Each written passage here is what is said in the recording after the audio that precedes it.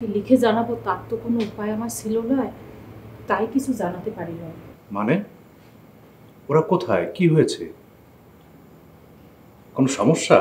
লয়লায় কোনো সমস্যা হয় নয়, ওরা গেছে খাজা বাবার দরবারে, তো মেলা দিন হয়ে গেছে, আরো কিছুদিন পর মনে হয় ফিরবে।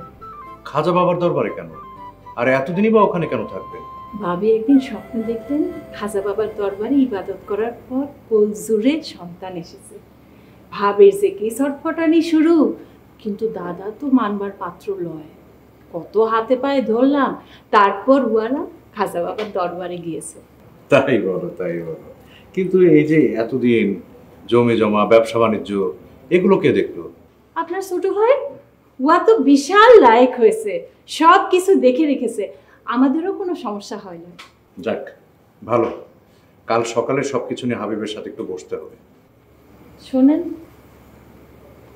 আপনি অনেক দিন তো দেশ বিদেশে ঘুরে আসলেন, বাণিজ্যের কাজ কি শেষ হয়েছে নাকি আবার যেতে হবে? আপাতত আর যাচ্ছি না, সবকিছু ভালো হয়েছে, ব্যবসা ভালো হয়েছে, উপার্জনও ভালো হয়েছে। ভাবছি শিমুলের নামে কিছু জমি জমা কিনবো। আপনি মাত্র আসলেন, এখন এত সব চিন্তা করছেন কেন? আগে বিশ্রাম করেন কিছুদিন। আর ছেলে তো অনেক ছোট, কোথাও চলে যাচ্ছে লয়। আপনি খান তো ভালো করে। সেই সেই সেই আপনারা আরেকটু মুরগি দেই, বীরেন্দ্র পাঠানো বড় মাছ আনার জন্য, কিন্তু বীরেন বললো মাছ পাইনি, তাই মুরগি জব করে নিয়ে এসেছে। বাড়ির রান্না স্বাদই আলাদা। ওখানে ভালো খেয়েছে, কিন্তু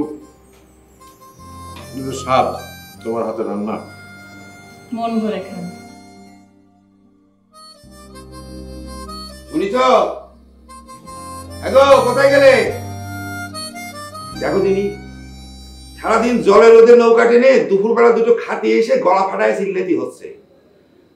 গলা শুকে কাঠ হয়ে গেল, কারো সাড়া নেই। কোথায় গেলে? কি হয়েছে? চাচাচ্ছ কেন? কে থাকবে না শুনি? হ্যাঁ, দুইজন বই তো আর কোনো লোক নেই যে আমি ব্যস্ত থাকলে সে এসে সাড়া দিবে। কে থাকবে মানে? কে থাকবে শুনি? একটা ছেলে বিয়েতে পারিস না, আবার বড় বড় কথা। আমি পারি নে? কত সাধু সন্ন্যাসী কত কিছুই না দেখিয়েছি, যে যা বলেছে তাই করেছি।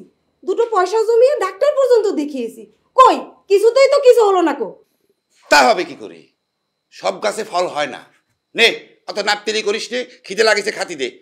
এরে গাছটি যে কে সেজন্যই তো বলিছিলুম চলো ডাক্তারের কাছে যাই, তোমাকে ডাক্তার দেখিয়ে আসি। যে পয়সা জমানো আছে তা দিয়ে হয়ে যাবে না। কথাই তো শুনলে না। এই বাজে কথা